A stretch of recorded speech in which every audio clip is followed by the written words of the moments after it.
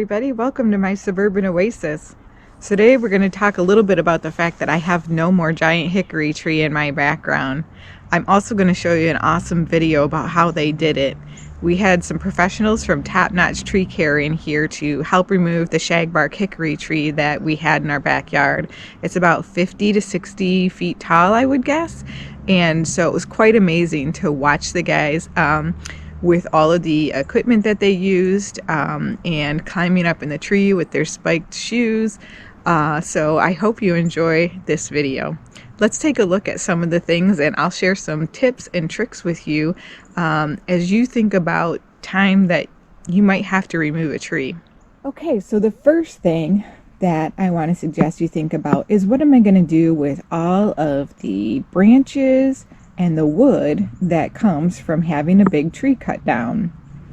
So this tree happened to have a fungus, and so as a result of that, it was beginning to die and lose branches.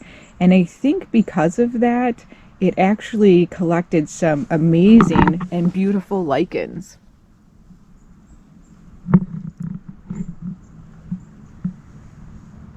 I think they're so pretty, and so I wanted to save some of these branches to think about ways that I might be able to use them in the yard, in decorations, and so I'm not really sure exactly how I'm going to use them, but this is my pile that I'm going to keep in reserve to be able to use as I want.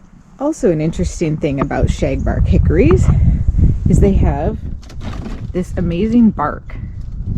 And so I spent some time collecting the bark and asking the guys when they were taking the tree down to keep the bark in a pile so that I could collect it afterwards. And so this is my kind of pile of shagbark hickory tree bark. And it's good to use in smoking meats when you're barbecuing or grilling. I think it would be excellent to use in projects if there's things that I might find that I want to use it in. So that's my little reserve of shagbark hickory tree bark.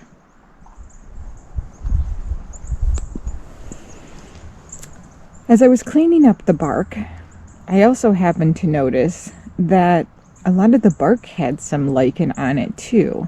And so I just thought it was so beautiful and wanted to use it. And so I have placed it around the bird bath and this little Buddha in a way that I think is very pretty and helps to bring a little bit of more color and interest to these focal points in my yard.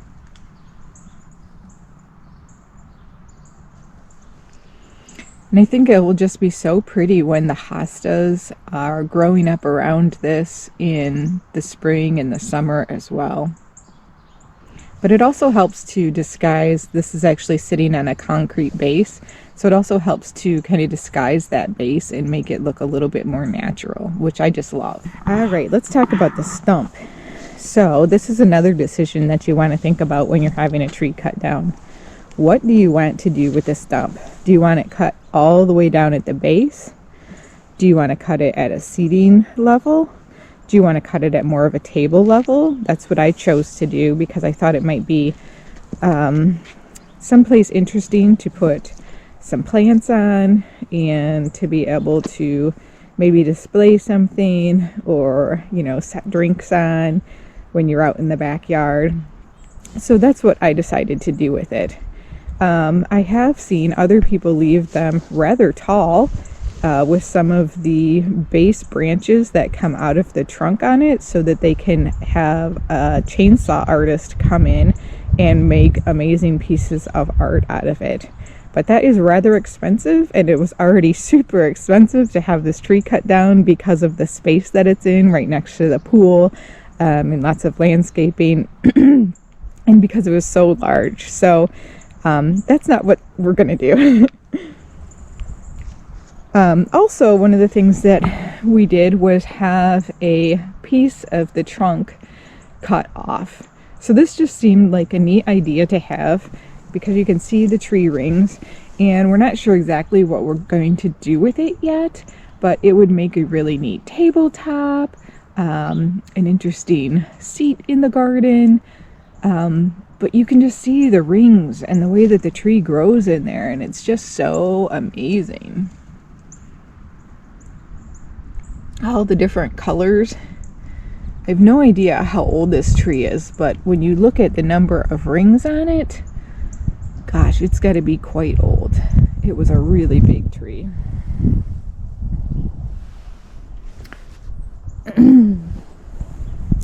So we had all of the big logs and other parts of the tree taken away, and they chipped that up, and as part of the process, I asked if they would be willing to leave some of the wood chips behind, and they said yes. Unfortunately, when it came to that time, it turned out that the truck that they had chipped the hickory branches into actually had already left our property, but they happened to have another truck nearby, so we were able to get some other wood chips. They happen to be pine wood chips, but that's okay because what I want to use them for is in the front yard to kill off some grass. So you can see our backyard's going to look quite a bit different. This was my woodland area before.